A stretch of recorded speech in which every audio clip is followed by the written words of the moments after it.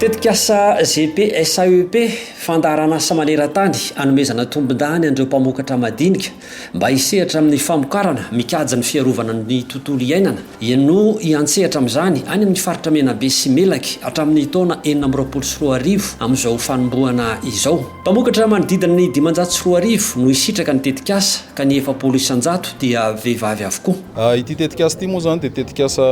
atao hoe mpisavalala ihany raha ilazana azy satria tetikasa metraka mihitsy ny tena hoe fampiroboroboana zany lalam-piariana agroekolojika zany miainga amin'ny famokarana eny amin'ny sehatra misy ny tatsa zany ambony fampiarana ny atao hoe fomba fambolena agroekolojika tsy mijanona treo amin'izay nefa izy fa ezahana ny fanampy amin'ireo mpamokatra ireo sy ny rafitra misy amin'ireo mpamokatra ireo mba hanome lanja izay vokatra agroekolojika izay ny amin'ny tsena mba hisy vokany mivantana amin'ny fidiram-bola an'ireo tatsa zany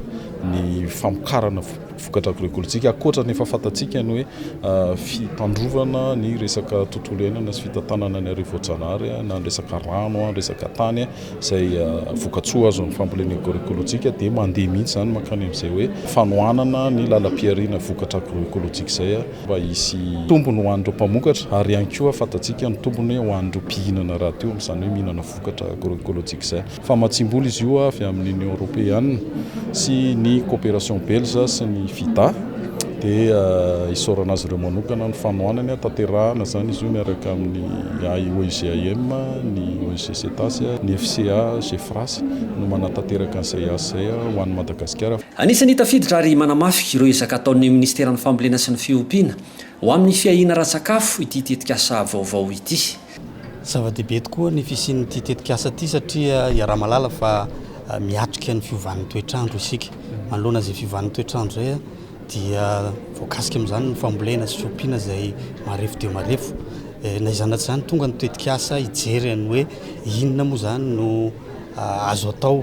misadapte zany hoe hifanaraka amin'izay fiovan'ny toetrandro izay. Tonga ity tetikasa izay mitsinjo mijery ny agroekoloζia ity dia azo lazaina fa zava-dehibe ho an'ireo tatsa satria ahafana izy ity manampy tsikelikely an'ireo tatsa madinika hiala amin'ilay fomba mahazatra izay mety dia nahazoana vokatra tsara sy maritra ho any amin'ny fahazoana vokatra ho any amin'ny fanjarian-tsakafo sy ny fahavitantena ara-tsakafo. Satria nahoana satria ny teknika agroekoloζia izay hoentina amin'ny alalan'ity tetikasa ity dia hijery ny famokarana maritra miaro ny tontolo iainana sy miaro ihany koa ny olombelona. Ka azo lazaina zany fa mandeha any amin'izay lalany ny fanatsarana ny tontolon'ny sakafo sy ny anampy an'ireo tatsa madinika ity tetikasa ity izay tena zava-dehibe ho an'ny Ministeran'ny Fambolena sy Fiompiana indrindra ho an'ireo faritra izay voakasika dia ny faritra Menabe sy faritra Melaky. Tonga nanome voninahitra ity lanonana fanaingana tamin'ny fomba ofisialy ny tetikasa GP SAEP ity androany 7 Desambra 2024